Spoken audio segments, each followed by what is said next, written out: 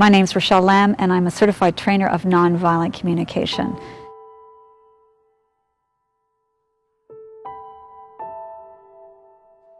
I do this work because there's conflict in our lives and in this world, and it's just part of the terrain of living. And we've been given a set of tools in the manner of how we speak with each other, especially during those times of conflict, that actually interfere with our capacity to really connect with each other and ourselves.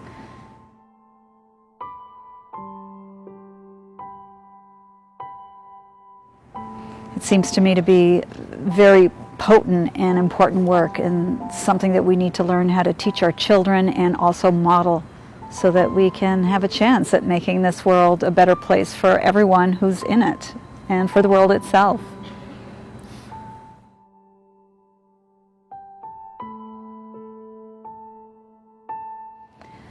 I teach nonviolent communication because I first of all discovered it 20 years ago. I came across the book Nonviolent Communication by Dr. Marshall Rosenberg, and when I read that book, it just went straight to my heart. At the time, I had 2 children, an 8-year-old and a 12-year-old, and I could see how the way I was speaking with them was making them not want to be cooperative and not wanting to engage. And I recognized it too from the manner in which I had been raised. I was just doing the same thing my parents had done with me, and they were good people and they were well-intentioned, and still it just, I think we could do better. And so I was striving to be able to do better. And coming across this process, I just found it hugely revealing and hugely effective in helping me with my children and my husband and anybody who mattered to me in my life, in helping me to connect with them in a way that they could also appreciate.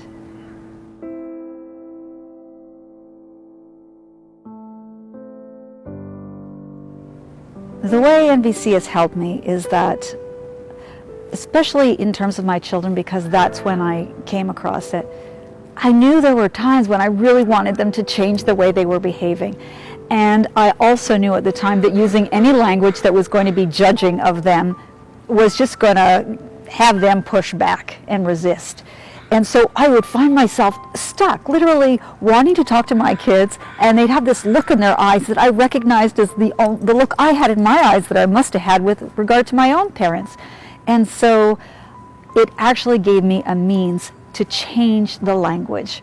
Rather than saying something like, hey, can't you be more considerate? I could say something like, hey, I'm not sure that everybody's needs are being considered here. This has a very different tonal quality to it. And it it lands in the speaker in a very different way. And also it starts to change the way the speaker, him or herself, feels about the exchange. So very powerful.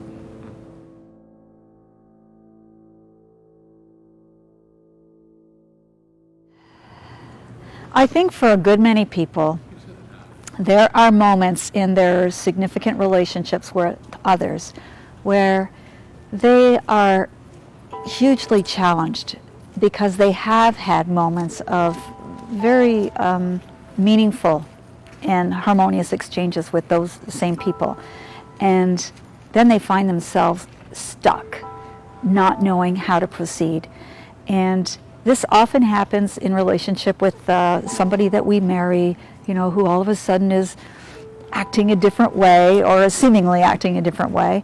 And in moments like that, people will start to speak about, geez, we don't know how to communicate that well now, do we?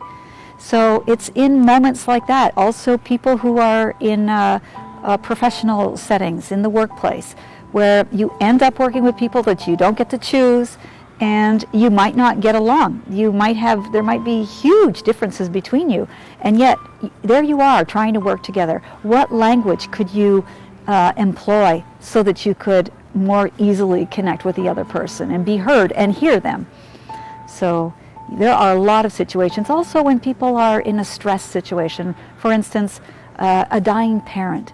How do you speak to somebody about their dying? You need to be able to be vulnerable and also to support that person in being vulnerable and not pretend that everything is fine when it's not. And I find nonviolent communication just has so many different ways of connecting with with life itself, with the vibrancy of life.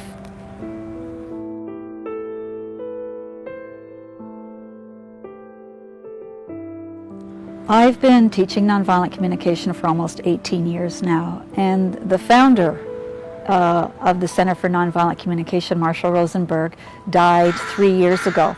And it's a very tricky thing when a founder dies of a very powerful, significant, and seminal body of work, to be able to remain faithful to that person's work as the times are changing. And when Marshall Rosenberg first wrote that book, when it was first published, I would say, which I believe was in 1999 or 2000, the climate then was different than it is now. And so I have, over the course of my teaching, really been paying attention to that, to do what I can to make it relevant to how it is now, while at the same time being faithful to what Marshall was trying to do. One of the things he was very, very wanting was to use nonviolent communication for social change.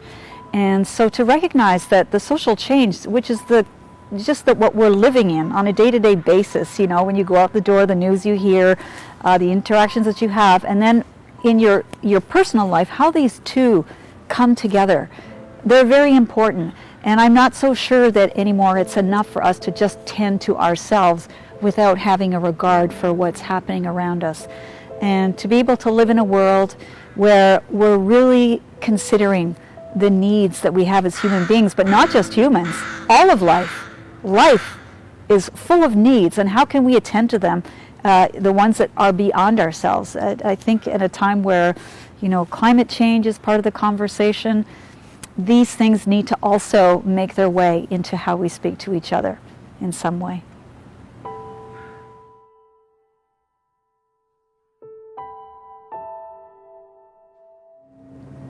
Let me try to come up with 3 things that might make a difference for anybody who actually isn't attending a workshop. And that's kind of hard to do, but one of them I would say is to take responsibility for your feelings and do a little research to find out, is disrespected a feeling? Is betrayed a feeling? And you'll find out very quickly that in fact it's not an accurate description of how you're feeling. That would be one thing. Another thing I would say is to really pay attention to your own sense of goodwill. Is that alive in you? We don't really want to do anything for other people unless we can be doing it out of a sense of goodwill, because anytime we don't do it from that way or out of that energy, there's a tendency for there to be an underlying resentment that begins to erode the relationship.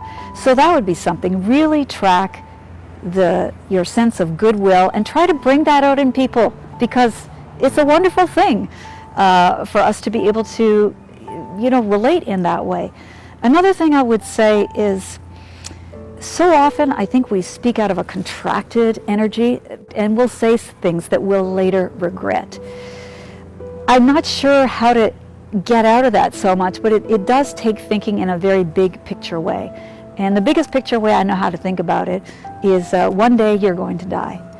And you want to be able to look back at your life and feel like you did your best. Not like you were right, but you actually could do something that really connected with your own sense of integrity and dignity and the way that you would like to be remembered.